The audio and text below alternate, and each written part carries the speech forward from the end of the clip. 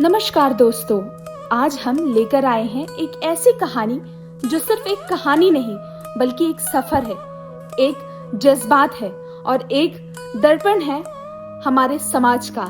कहानियाँ जो हमेशा से सिर्फ मनोरंजन नहीं बल्कि समाज का सच भी कहती आई हैं।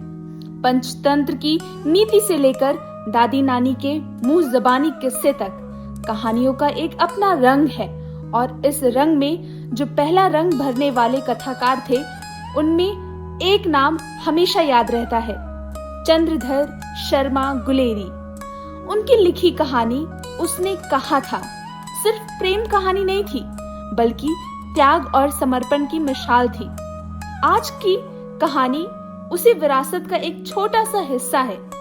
तो चलिए पहले मिलते हैं कहानी के कुछ खास पात्रों से। लहना सिंह जमादार है, हजारा सिंह सूबेदार है, बोधा सिंह हजारा सिंह का बेटा है, वजीरा सिंह विदूषक है, कीरत सिंह, अतर सिंह, महासिंह, होरा भी इस कहानी के गौण पात्र हैं। कहानी उसने कहा था।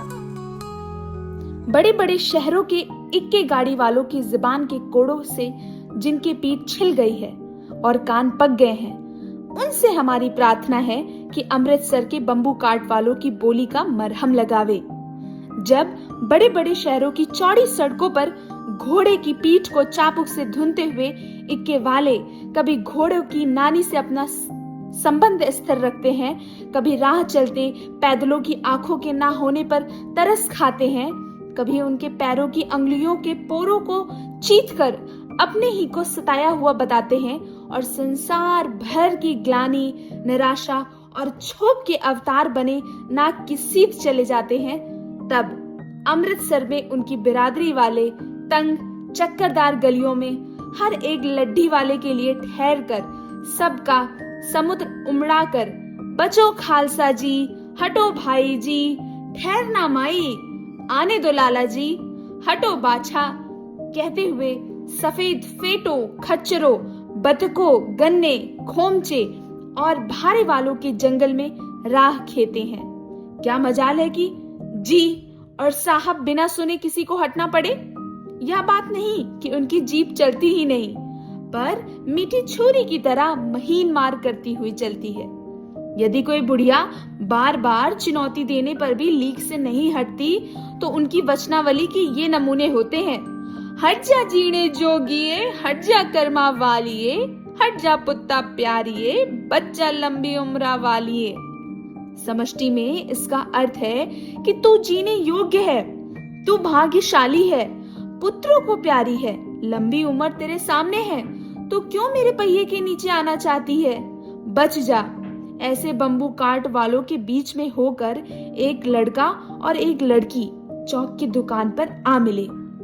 उसके बालों और इसके ढीले सूखने से जान पड़ता था कि दोनों सिख हैं। वह अपने मामा के केश धोने के लिए दही लेने आया था और या रसोई के लिए बनिया। दुकानदार एक परदेशी से गूंथ रहा था जो शेर भर गीले पापड़ों की गड्डी को गिने बिना हटता ना था। तेरे घर कहाँ है? मगरे में। और तेरे? मांझे में। यहाँ कहाँ रहती है? अतर सिंह की बैठक में, वे मेरे मामा होते हैं। मैं भी मामा के यहाँ आया हूँ, उनका घर गुरु बाजार में है। इतने में दुकानदार निपटा और उनका सौदा देने लगा। सौदा लेकर दोनों साथ साथ चलते गए। कुछ दूर जाकर लड़के ने मुस्कुरा कर पूछा, तेरी कुड़माई हो गई?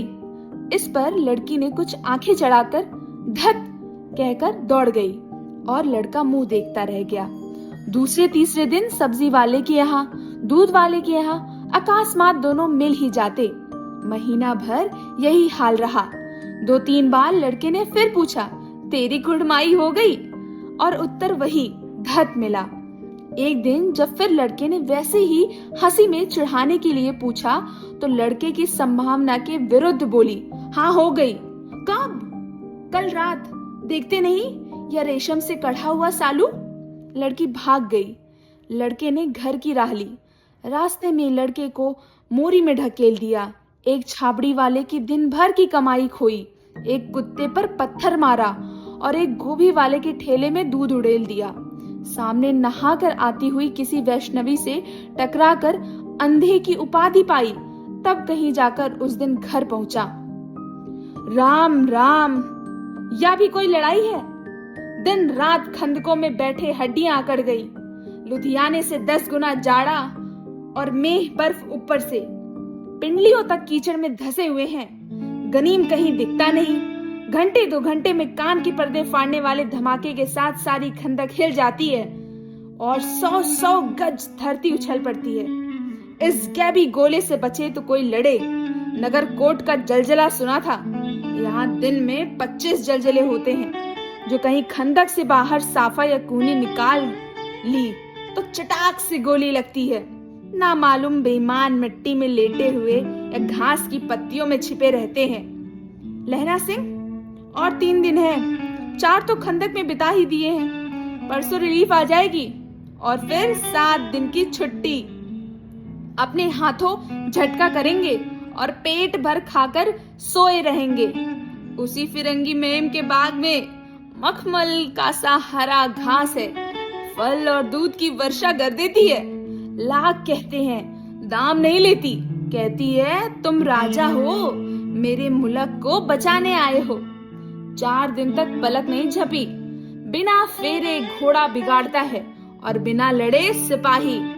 मुझे तो संगीन चढ़ाकर मार्च का हुक्म मिल जाए, फिर 7 जर्मनों को अकेला मारकर ना लौटूं तो मुझे मेरे दरबार साहब की दहली पर माथा टेकना नसीब ना हो। पाजी कहीं के कलों के घोड़े संगीन देखते ही मुंह फाड़ देते हैं और पैर पकड़ने लगते हैं। यूं अंधेरे में 30-30 मन का गोला फेंकते हैं। उस दिन धावा किया था, 4 मील तक एक जर्मन नहीं छोड़ा था। पीछे जनरल साहब ने हट आने का कमान दिया, नहीं तो इनकी तो खैर ही नहीं थी। नहीं तो सीधे बर्लिन पहुंच जाते। क्यों सूबेदार जी? हजारा सिंह ने मुस्कुरा कर कहा, लड़ाई के मामले में जमादार या नायक के चलाए नहीं चलते। बड़े अफसर दूर की सोचते हैं। 300 मील का सामना है, एक तरफ बढ़ गए तो क्या होगा? सूबेदार जी सच है, लहरा सिंह बोला, पर करे क्या? हड्डियों हड्डियों में तो जाड़ा धस गया है। सूर्य निकलता नहीं और खाई में दोनों तरफ से चंबे के बावलियों के से सोते झर रहे हैं। एक धावा हो जाए तो गर्मी आ जाए। उद्यमी उठ, सिगड़ी में कोले डाल। वजीरा, तुम 4 जने बाल्टियां लेकर खाई का पानी बाहर फेंको। महासिंह, शाम हो गई है, खाई के दरवाजे का पहरा बदल दे। यह कहते हुए सूबेदार सारी खंदक में चक्कर लगाने लगे। वजीरा सिंह पलटन का विदूषक था। बाल्टी में गंदला पानी भरकर खाई के बाहर फेंकता हुआ बोला, मैं पाधा बन गया हूँ, करो जर्मनी के बादशाह का तर्पण। इस पर सब खिलखिला पड़े और उदासी के बादल फट गए। लहरा सिंह ने दूसरी बाल्टी भरकर उसके हाथ में देकर कहा, अपनी बाड़ी के खरबूजों में पानी दो। ऐसा खाद का पानी पंजाब भर में नहीं मिलेगा। हाँ, देश क्या है, स्वर्ग है। मैं तो लड़ाई के बाद सरकार से 10 गुना जमीन यहाँ मांग लूंगा और फलों के बूटे लगाऊंगा। लाड़ी होरा को भी यहाँ बुला लेंगे, या वही दूध पिलाने वाली फिरंगी में। चुप कर, यहाँ वालों को शर्म नहीं। देश देश की चाल है। आज तक मैं उसे समझ ना सका कि सिख तमाकू नहीं पीते, बस सिगरेट देने में हट करती है, होठों में लगाना चाहती है, और मैं पीछे हटता हूँ तो समझती है कि राजा बुरा मान गया। अब मेरे मुल्क के लिए लड़ेंगे नहीं। अच्छा, अब बोधा सिंह कैसा है? अच्छा है, जैसे मैं जानता ही ना हूँ। रात भर तुम दोनों अपने कंबल उसे उड़ाते हो और आप सिगड़ी के सहारे गुजार करते हो। उसके पहरे पर आप पहरा दे आते हो। अपने सूखे लकड़ी के तख्तों पर उसे सुलाते हो। आप कीचड़ में पड़े रहते हो। कहीं तुम मांदे ना पड़ जाना। जाड़ा क्या है, मौत है, और निमोनिया से मरने वालों को मुरब्बे नहीं मिला करते। मेरा डर मत करो, मैं तो बुलेल के खड़क के किनारे मरूंगा।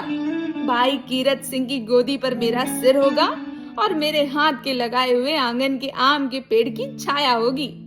वजीरा सिंह ने त्योरी चढ़ाकर कहा, क्या मरने मारने की बात लगाई है? मेरे मरे जर्मन और तुरक। हाँ भाइयों, कुछ गाओ। हाँ, कैसे? दिल्ली शहर ते पिशोर उन्हों जांदिए कर लेना लौंदा दा व्यापार मंडिए।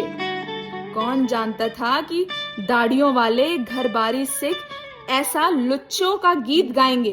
पर सारी खंदक इस गीत से गूंज उठी और सिपाही फिर ताजे हो गए, मानो 4 दिन से सोते और मौज ही करते रहे हों।